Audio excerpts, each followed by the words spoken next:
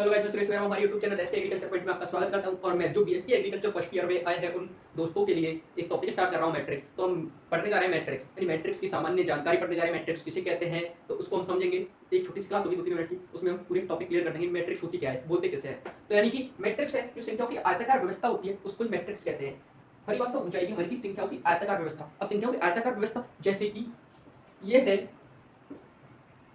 ये संख्याओं की आयताकार व्यवस्था हो गई। मैट्रिक्स में क्या होता है कि आयतो या वर्ग, उसको आयती बोला जाता है। तो यानी संख्याओं की हो गई आयताकार व्यवस्था, हो गई ना, तो इसको ही मैट्रिक्स बोलेंगे। ठीक है, पहली बात तो हो गई कि संख्याओं की आयताकार व्यवस्था है, उसको ही मैट्रिक्स कहते हैं। ठीक है, सेकंड पॉइंट, अब हमको ध्यान रखना क्या है कि मैट्रिक्स होती कैसी है, मैट्रिक्स आ गई तो हम पहचानेंगे कैसे। यानी कि एग्जांपल दे सकता है निम्न में मैट्रिक्स है, बताओ।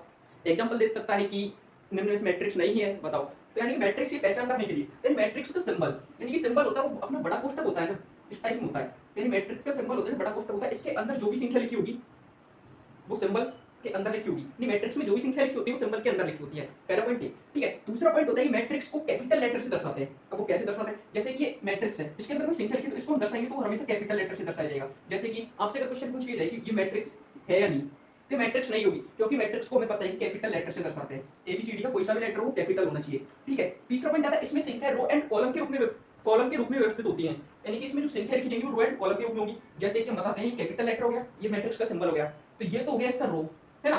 यानी कि लेफ्ट से राइट जाते हैं वो होता है रो, और ऊपर से नीचे आते हैं वो होता है कॉलम। ये हो गया इसका क्या कॉलम। तो यानी कि हम बोल सकते हैं मैट्रिक्स है जो एक आयताकार फॉर्म में व्यवस्थित संख्याओं का एक रूप है, जो रो एंड कॉलम के रूप में लिखा जाता है और उसको कैपिटल लेटर से दर्शाते हैं। सिंबल ये है ये।